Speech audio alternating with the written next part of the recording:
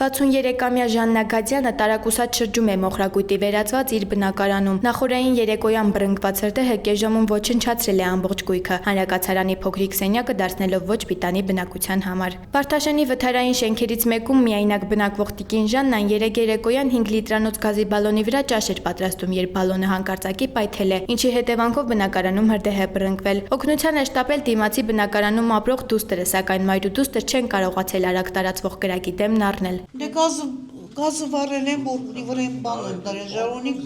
մի անգամից բռնկվեց ու տրաքեց, պայթեց, չկարողացանք փրկենք, ալավը տվեց սաղ շկաֆ սպռնեց,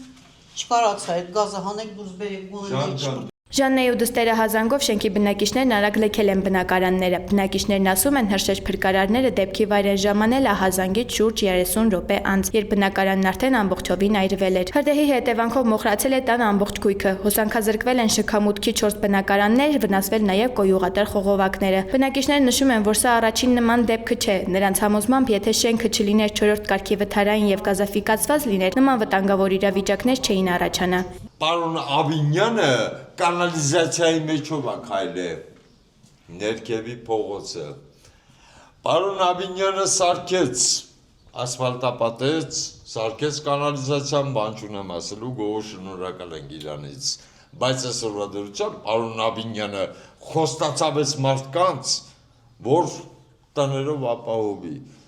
Տասնամյակներ շարունակ քաղաքային տարբեր իշխանություններ խոստացել են լուծել Վարդաշենի 66 կոտորակ 1 եւ 68A վթարային շենքերում բնակվող 180 ընտանիքներին բնակարաններով ապահովելու խնդիրը։ Բնակիչները բազմիցս բողոքի ակցիաներ են անցկացրել կառավարության եւ քաղաքապետարանի մոտ ու բազմաթիվ խոստումներ լսել, հատկապես նախընտրական շրջաններում ու շարունակել են գոյատևել վթարային շենքերի խիստ վտանգավոր եւ հակասանիտարական պայմաններում։ Էրեբունի վարչական շրջանի ղեկավար Հակոբ Բալայանն ասում է. Վարդաշենի վթարային հանրակացարանից բնակիչների դուրսբերման գործընթացը սարերի ետևում չէ, հույս ունի, որ այս տարի վերջապես կլուծվի խնդիրը։ Տարիներ շարունակ այդ մարդիկ դիմել են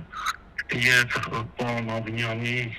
մեծ աշխատանքի, չգիտեմ, տարածում աշխատանքի բանալով արդեն շուտով դա իր իրականանա եւ այդ մարդիկ վերջապես կունենան տներ կամ բնականներ կամ գումարի տեսքով փոխհատուցում համարժեք։ Ինչ վերաբերում է տիկին Ժաննայի բնակարանին, թաղապետարանը հրդեհված բնակարանի գույքի վնասի չափը գնահատելուց հետո միայն կորոշի, թե ինչով կարող են աջակցել։ Այսօր սոցիալական բաժինն այցելում կարիքների գնահատում անի, վնասի մոտավոր չափ հասկանանք ինչ է վնասվել, ինչով կարող ենք այդ մարդկանց ողջունել, երբ որ վնասի չափը կաշի կարիքների գնահատում կանենք, կմտածենք զեկուցում քաղաքապետին, ոսանքը այսօր կվերականգնենք։ Վարդաշենի 66 կոտորակ 1 վթարային շենքում բռնկված հրդեհը բարեբախտաբար մարդկային զոհերի չի հանգեցրել։ Հրդեհից տուժած Ժաննա Գադյանը, որը 2023-ին է Արցախից տեղափոխվել Հայաստան, սպասում է աջակցության եւ փորձում է հաղթահարել հերթական փորձությունը, մինչ այդ նա կբնակվի դստեր տանը։